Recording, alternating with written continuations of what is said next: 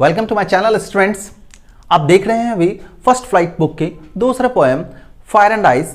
इसके पोएट हैं Robert Frost.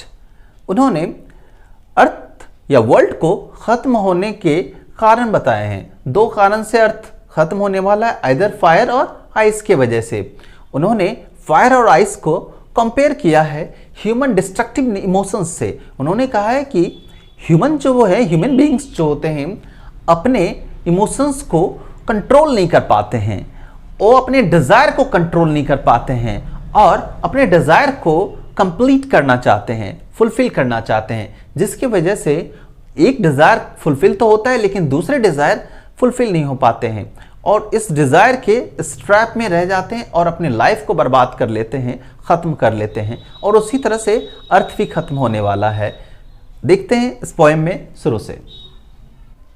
इस पोएम में पोएट कहते हैं दुनिया दो तरीके से खत्म होगी।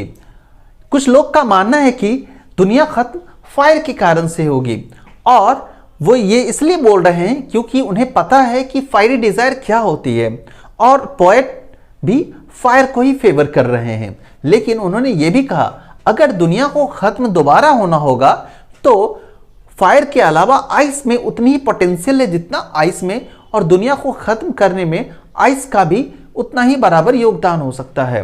और इस तरह से उन्होंने बताया फायर और आइस दो चीजें दुनिया को खत्म करेगी।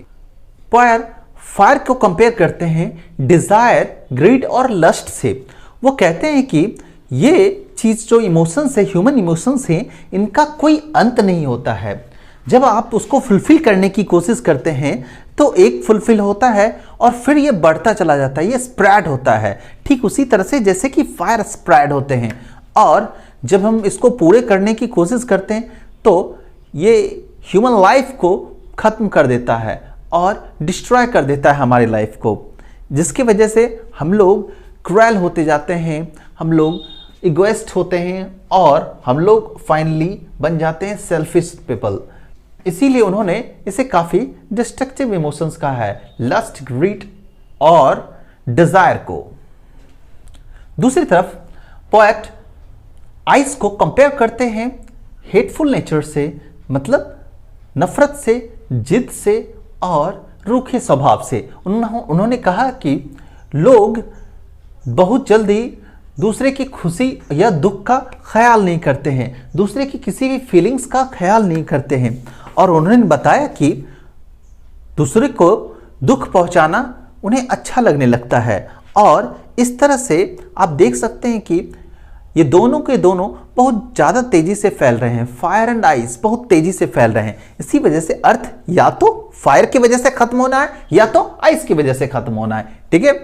और इन्होंने ये भी कहा कि अगर ह्यूमन, मतलब हम लोग, मानव जाति लोग, पीपल अगर अपने इमोशंस को कंट्रोल ना करें तो ये जल्द ही दोनों में से कोई ना कोई बर्बाद कर देगा उसे और हम लोग बर्बादी के कगार पे हैं।